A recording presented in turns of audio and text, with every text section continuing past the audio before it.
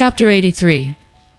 The girl reverts to her true nature. The story tells how after Sanzang had been carried out of the cave by the evil spirit, Friar Sand went up to him and asked, "Where is my oldest brother now that you have come out, master?" "He must know what he's doing," said Pig. "I expect he's exchanged himself for the master to get him out." "Your brother is in her stomach," Sanzang replied, pointing at the evil spirit. "It is terribly filthy," Pig said. "Whatever are you doing in there? Come out! Open your mouth," said Monkey from inside. "I'm coming out." The she-devil did indeed open her mouth wide. Monkey made himself very small, sprang up into her throat, and was just about to emerge when he became worried that she might cheat and bite him. He then pulled out his iron cudgel, blew on it with magic breath, called change, and turned it into a jujube stone with which he wedged her jaw open. With one bound he then leapt outside, taking the iron cudgel with him, bowed to resume his own form, and raised his cudgel to strike her. At once she drew a pair of fine swords, parrying his blow with a loud clang. They fought a splendid battle on the mountaintop. A pair of dancing, flying swords defended her face. The gold-banded cudgel struck at her head. One was a heaven-born monkey, the mind ape. The other had the bones of an earth-born girl turned spirit. The two of them both had been smitten by anger. Hatred arose at the celebration. The party was ended. One longed to mate with the primal masculinity. The other wanted to defeat the incarnation of the female.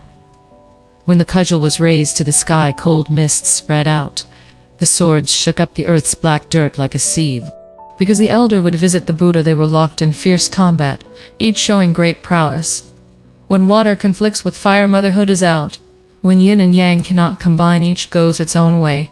After the two had been fighting for a very long time, the earth moved, the mountains shook, and the trees were destroyed. The sight of their struggle made Pig grumble resentfully about Monkey. "Brother," he said, turning to Friar Sand, "our elder brother is messing around. When he was in her stomach just now, he could have used his fists to make her belly red with blood. Rip it open and come out. That would have settled her score. Why did he have to come out through her mouth and fight her? Why did he let her run wild?" "You're right," Friar Sand replied. "But it was thanks to him that the master was rescued from the depths of the cave, even if he is in a fight with her now. Let's ask the master to sit here by himself while we two use our weapons to help our brother beat the evil." "Spirit, no, said Pig with a wave of his hand. "He's got his magic powers. We'd be useless." "What a thing to say," retorted Friar Sam. "This is in all of our interests. We may not be much use, but even a fart can strengthen a breeze." Now that the idiot's dander was up, he brandished his rake and shouted, "Come on!" Ignoring the master, they rode the wind and went for the evil spirit, striking wildly at her with their rake, and staff. The evil spirit, who was already finding Brother Monkey too much to handle, realized that she would be unable to hold out against two more of them. At once she turned and fled. After her, Brothers Monkey shouted. Seeing that they were so hot on her heels, the evil spirit took the embroidered shoe off her right foot, blew on it with a magic breath, said a spell called change, and turned it into her own double, swinging a pair of sword. Then she shook herself, turned into a puff of wind, and went straight back. There she was, fleeing for her life because she was no match for them. What happened next was quite unexpected. Sanzang's evil star had still not gone away. As the evil spirit reached the archway in front of the entrance to the cave, she saw the Tang priest sitting there by himself. So she went up to him, threw her arm around him, grabbed the luggage, bit through the bridle, and carried him back inside, horse and all. The story tells not of her but of Pig, who exploited an opening to fell the evil spirit with one blow of his rake, only to find that she was really an embroidered shoe. "You pair of idiots," said Monkey when he saw it. "You should have been looking after the master. Nobody asked you to help." "What about that then, Friar Sand?" said Pig. "I said we shouldn't come here. That ape has had a brainstorm. We beat the monster for him and he gets angry with us." "Beaten the monster indeed," Monkey said. "The monster fooled me yesterday by leaving a shoe behind when I was fighting her. Goodness knows how the master is now that you've left him. Let's go straight back and see." The three of them hurried back to find that the master had disappeared. There was no sign at all of him. The luggage or the master had disappeared. There was no sign at all of him, the luggage or the White horse. Pig started rushing all over the place in a panic with Friar Sand searching alongside him. The great sage Sun was also most anxious. As he searched, he noticed half of the bridle rope lying askew beside the path. Picking it up, he could not hold back his tears as he called in a loud voice, "Master, when I went, I took my leave of you three and the horse, and all I find on my return is this rope." It was indeed a case of being reminded of the steed by seeing the saddle, missing the beloved amid one's tears. The sight of Monkey's tears gave Pig an uncontrollable urge to throw back his head and laugh out loud. "Blockhead," said Monkey abusively. "Do you want us to break up again?" "That's not what I mean," said Pig, still laughing. "The master's been carried back into the cave. As the saying goes, third time lucky. You've already been into the cave twice, so if you go in again, you're sure to rescue the master." "Very well then," said Monkey, wiping away his tears. "As this is the way things are, I have no choice. I'll have to go back in. You two don't have to worry about the luggage or the horse anymore, so guard the cave mouth properly." The splendid great sage turned round and sprang into the cave. This time he did no transformations but appeared in his own Dharma form. This is what he was like. His cheeks looked strange, but his heart was strong. As a monster since childhood, his magic was mighty. A misshapen face that looked like a saddle. Eyes fiery bright with golden light. His hairs were harder than needles of steel. And striking was the pattern of his tiger-skin kilt. In the sky he could scatter a myriad clouds. In the sea he could stir up thousand-fold waves. Once with his strength he fought heavenly kings, putting 108,000 warriors to flight. His title was Great Sage equaling Heaven. He was an expert with the gold-banded cudgel. Today in the west he was using his powers to return to the cave and rescue Sanzang. Watch Monkey as he stops his cloud and heads straight for the evil spirit's residence, where he found the gates under the gate towers shut. Not caring whether or not it was the right thing to do, he smashed them open with one swing of his cudgel and charged inside. It was completely quiet and deserted, and the Tang priest was nowhere to be seen in the corridor. The tables and chairs in the pavilion and all the utensils had completely disappeared. As the cave measured over 100 miles around, the evil spirit had very many hiding places in it. This was where she had brought the Tang priest the previous time, only to be found by Monkey, so after catching him this time, she had moved him elsewhere in case Monkey came looking for him again. Not knowing where they had gone, Monkey stamped his foot and beat his chest with fury, letting himself call out at the top of his voice, "Master, you are a Tang Sanzang formed in misfortune, a pilgrim monk molded from disaster. I know the way well enough. Why isn't he here? Where should I look for him?" Just when he was howling with impatience and anxiety, his nose was struck by a whiff of incense, which brought him back to himself. "This incense smoke is coming from the back," he thought, "so I suppose they must be there." He strode in at the back, his cudgel in his hand, but still saw no sign of life. What he did see were 3 side rooms. Near the back wall was a lacquered offertory table carved with dragons on which stood a gilt incense burner. From this came heavily scented incense smoke. On the table was a tablet inscribed with letters of gold to which the offerings were being made.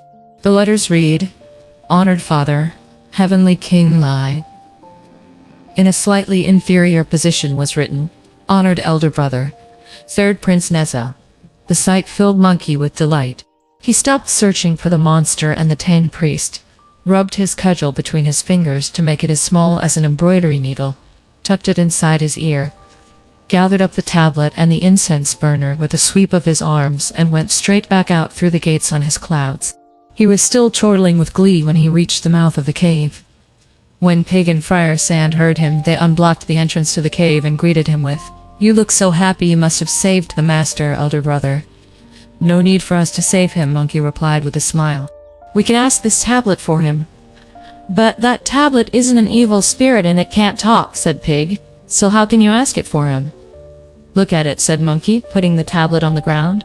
When Friar Sand went up to look, he saw Honored Father, Heavenly King Li, and Honored Elder Brother, Third Prince Neza written on it.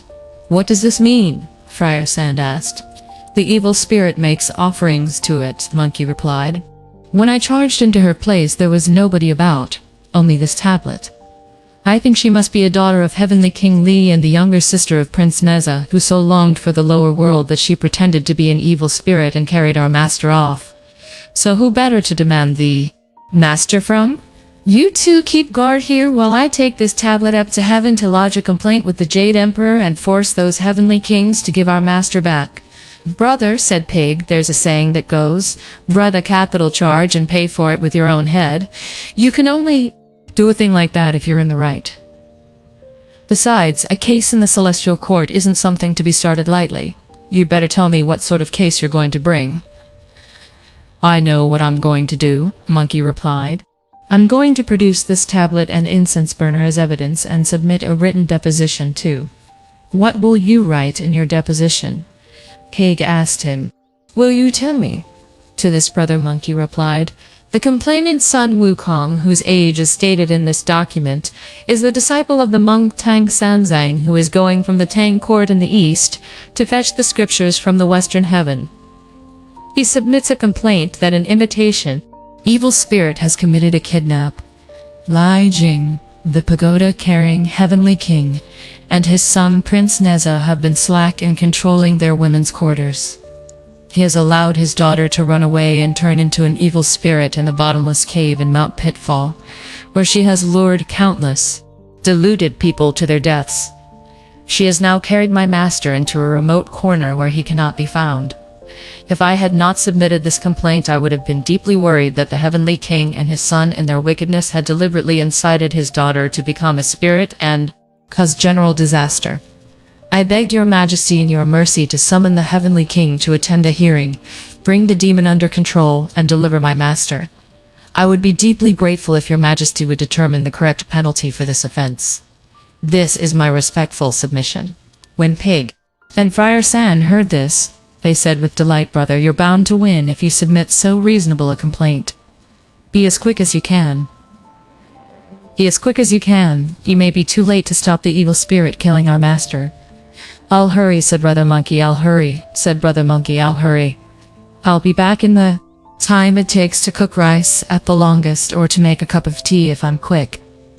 With one bound, the splendid great sage carried the tablet and the incense burner straight out by auspicious cloud to the outside of the southern gate of heaven, where the heavenly kings powerful and protector of the southern gate of heaven, where the heavenly kings powerful and protector of the nation greeted him with bows, letting him in and not daring to block his way.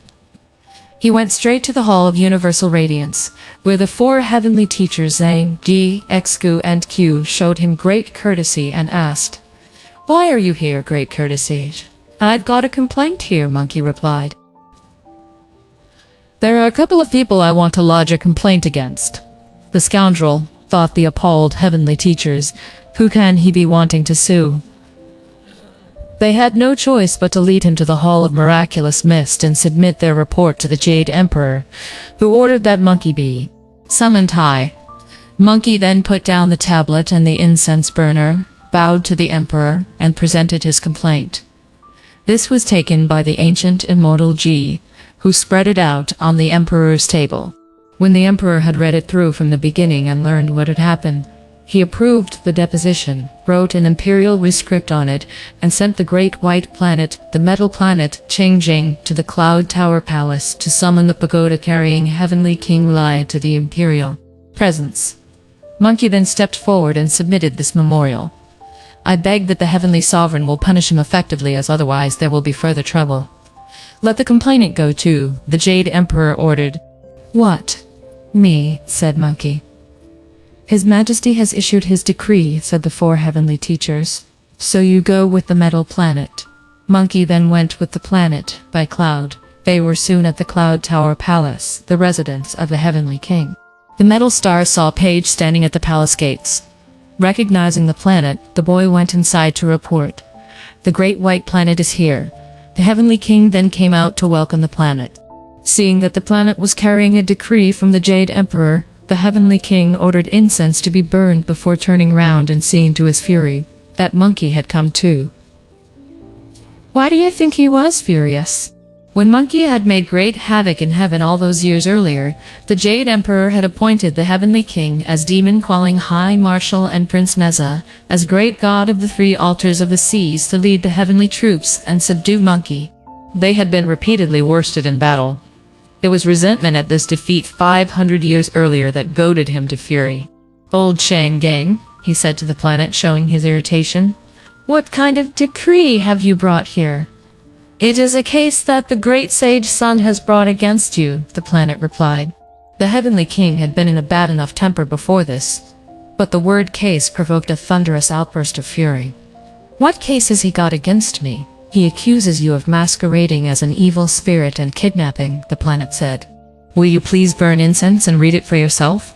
Seething with anger, the Heavenly King had an incense table set up, looked into the sky as he thanked the Emperor for his grace, made his obeisances, opened out the decree, and read it through. When he saw what it contained, he thumped the incense table and exclaimed, "That ape has trumped up a pack of lies." "Please keep your temper," the planet replied. A tablet and an incense burner have been submitted to His Majesty as evidence. "He says it was your daughter who did it." "All I have are my 3 sons and a single daughter," said the Heavenly King. "My elder son Jinza serves the Tathagata Buddha as a vanguard guardian of the law Dharma. My second son Moxa is a disciple of Guanyin in the Southern Ocean. My third son Neza stays with me as my escort at all times. My daughter Zeniang is only 6 and an innocent child. She could not possibly have become an evil spirit. If you don't believe me, I'll carry her out to show you. This ape is really a disgrace. Never mind that I'm one of the most distinguished elder statesmen in heaven and been given the authority to cut heads off before reporting to the throne. Not even an ordinary commoner in the lower world should be falsely accused. As the legal code says, the penalty for false accusation is 3 grades higher than the crime alleged. He then ordered his underlings to fetch demon binding rope and tie Monkey up. The mighty miracle god, General Fishbelly and General Yaksha, who had drawn up outside the court, rushed on Monkey and tied him up. "Heavenly King Li," the Meadow Planet pleaded, "please don't invite disaster. I have come here with him from the Imperial presence under orders from His Majesty to summon you. That rope of yours is heavy and it could very quickly hurt him badly or strangle him." Metal Star, the Heavenly King, replies, "There's no way I'm going to stand for his false, trumped-up charge.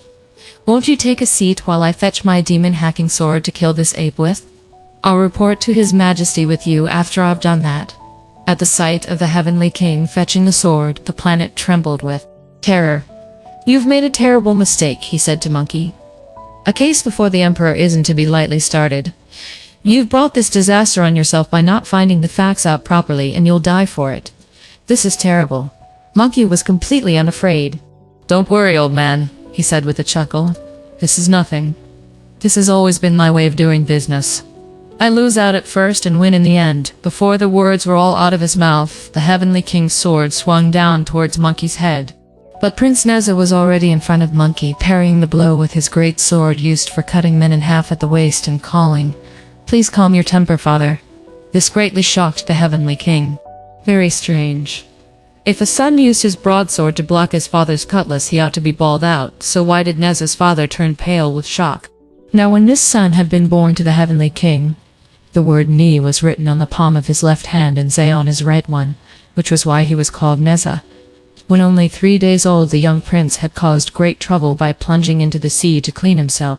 He had kicked the water crystal palace down, captured a dragon, and insisted on pulling its sinews out to make a belt. On learning about this, the Heavenly King had been so worried about the disastrous consequences that he had decided to kill the boy. This had made Neza so indignant that he had seized a sword, cut off his flesh and returned it to his mother, then picked his bones clean and given them back to his father. Having returned his father's seed and his mother's blood, he had taken his soul straight off to the Western Paradise to appeal to the Buddha. When the Buddha, who was expounding the sutras to all the bodhisattvas, heard a call of help from within his curtained and jeweled canopy, he had looked with his wise eyes and seen that it was Neza's soul. He had made Neza bones out of green lotus root and clothes from lotus leaves, then recited the spell to revive the dead. Thus it was that Neza had come back to life. He had used his divine ability and great magical powers to subdue 96 caves of demons through Dharma. After this, Neza had wanted to kill his father in revenge for having had to pick the flesh off his own bones, leaving the Heavenly King with no choice but to beg the help of the Tathagata Buddha. For the sake of harmony, the Buddha had given the Heavenly King an intricately made golden as you will reliquary pagoda, in each story of which were Buddhas radiant with splendor. The Buddha called on Neza to regard these Buddhas as his father, thereby ending the hatred between them. This is why Heavenly King Li is called the Pagoda Bearer, as the Heavenly King was at home off duty that day, and not carrying the pagoda. He was afraid that Neza was set on revenge. This was why he turned pale with terror. So he turned his hand back to take the golden pagoda from its stand, and hold it as he asked Neza, "What do you want to say to me, son? Why have you parried my sword with your broadsword?" Throwing his broadsword down, Neza kowtowed to his father as he replied, "Father, your majesty, there is a daughter of our family in the lower world." "My boy," the Heavenly King replied, "I have only had you 4 children. Where could I have got another daughter from?"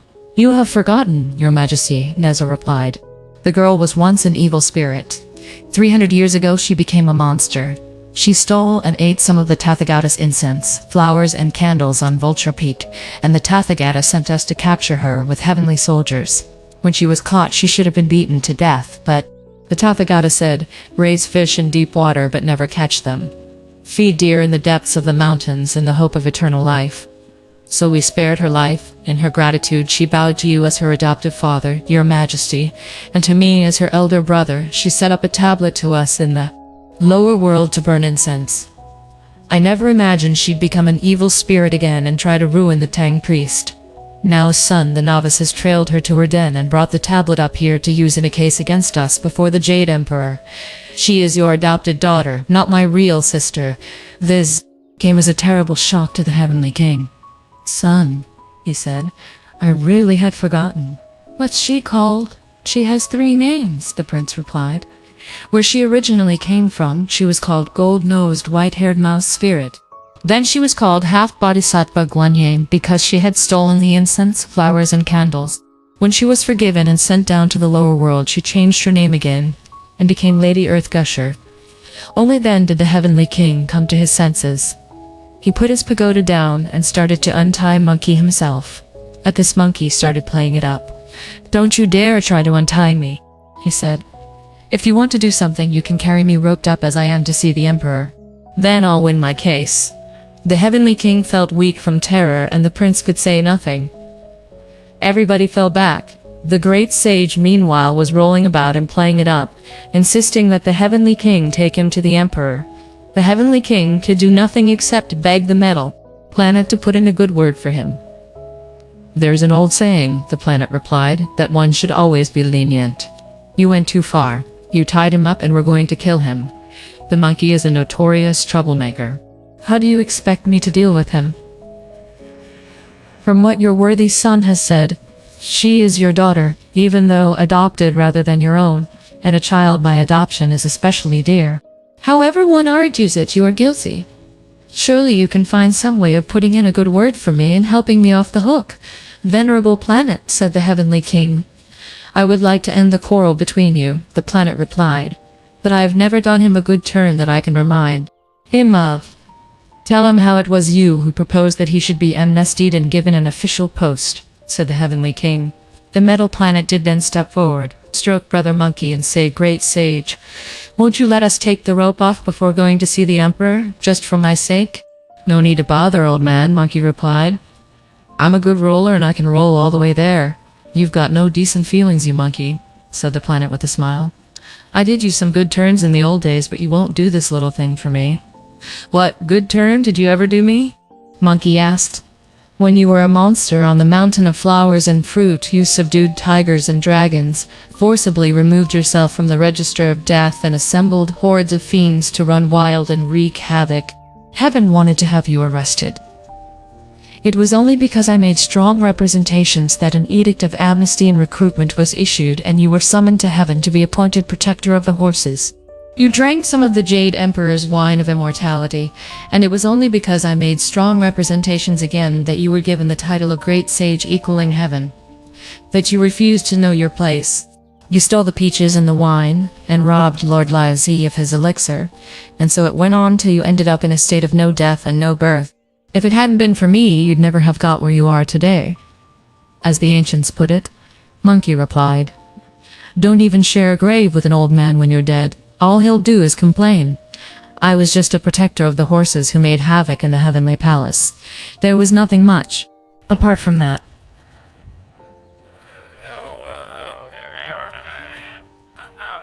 Consideration that you're such an old man. He can untie me himself. Only then did the Heavenly King dare step forward, untie the rope, and ask Brother Monkey to dress and take the seat of honor, while they all took it in turn to pay their respects to him. Old man, Monkey said to the metal planet, what about it then? I told you I lose first and win later. That's my way of doing business. Make him hurry and see the Emperor. Delay could be disastrous for my master. Don't be impatient, the metal planet said. After everything that's happened, we should take a cup of tea. If you drink his tea, accept favors from him, take a bribe to let a criminal escape, and treat Imperial edicts with disrespect. I wonder what you'll be charged with, Monkey replied. I won't stop for tea, the metal planet replied. I won't stop for tea. You're even trying to frame me. Hurry up. Heavenly Kingly, we must be on our way. The Heavenly King dared not go for fear that Monkey would concoct some unfounded story and start playing it up. If Monkey started talking wildly, he would be unable to argue against him. So once again, the Heavenly King pleaded with the metal planet to put in a good word for him. I have a suggestion to make, the planet said to Monkey. Will you follow it? I've already agreed about being tied up and hacked at, Monkey replied. What else have you to say? Tell me. Tell me. If it's a good idea, I'll follow it. And if it isn't, don't blame me. Fight a lawsuit for 1 day and it'll go on for 10, said the metal planet. You brought a case before the Emperor saying that the evil spirit is the Heavenly King's daughter and the Heavenly King says she isn't. You two will argue endlessly in front of His Majesty. But I tell you that a day in heaven is a year in the lower world. In that year, the evil spirit will have your master under her control in the cave. And she won't just have married him. By then there may have been a happy event, and she may have had a little baby monk. Then your great enterprise will be ruined. Yes, thought Monkey. His head bowed. When I left Pig and Friar Sand, I said I'd be back in the time it takes to cook a meal at longest, and at quickest before they could make a cup of tea. I've been ages already, and it might be too late. Old man, he said aloud, I'll take your advice. How do we obey this imperial decree? Have Heavenly King Lee muster his troops and go down with you to subdue the demon, the metal planet replied. Well, I report back to the Emperor. What will you say? Monkey asked. I'll report that the plaintiff has absconded and that the defendant is therefore excused, the planet replied. That's very fine, said Monkey with a grin. I show you consideration and you accuse me of absconding. Tell him to muster his troops and wait for me outside the southern gate of heaven while you and I report back on our mission. If he says anything when he's there, I'll be accused of treason, exclaimed the Heavenly King with terror. What do you take me for? Asked Monkey. I'm a real man. Once I've given my word, a team of horses couldn't take it back. I'd never slander you.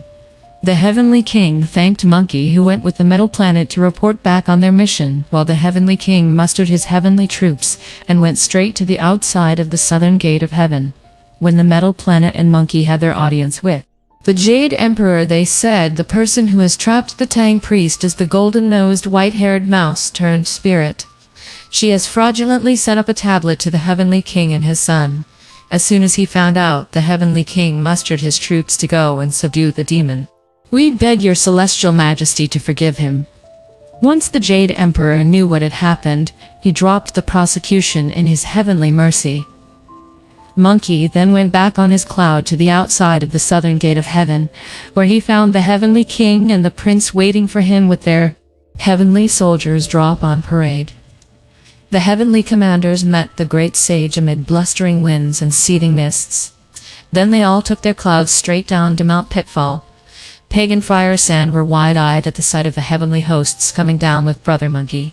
The Heavenly King, with due courtesy, the idiot said, we have put you to great trouble in coming here.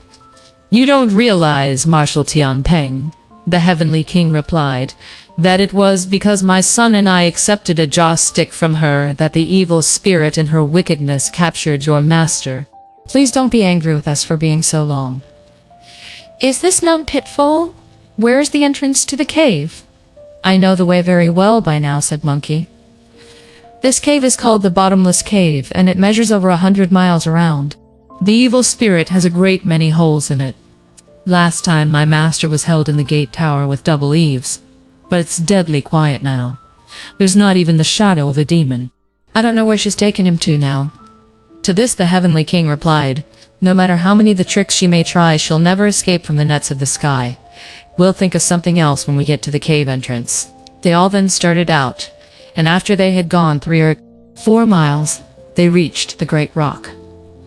This is it, Monkey said, pointing at the entrance that was no larger than the mouth of a large jar. You'll never capture the tiger's cub unless you go into the tiger's lair, observed the heavenly king. Who dares go in first? I'll go, said Monkey. No, I'll go first, objected Prince Neza. I was the one the emperor ordered to capture the demon. The idiot then started acting tough, shouting, It ought to be me first. Stop that din, said the heavenly king. I'll decide. The great sage son and the prince will go down with the soldiers while we 3 hold the entrance. Then we'll have a coordinated action inside and outside, which will make it impossible for her to find her way up to heaven or go further underground. That will show her a bit of our powers. Yes, sir, they all said in assent.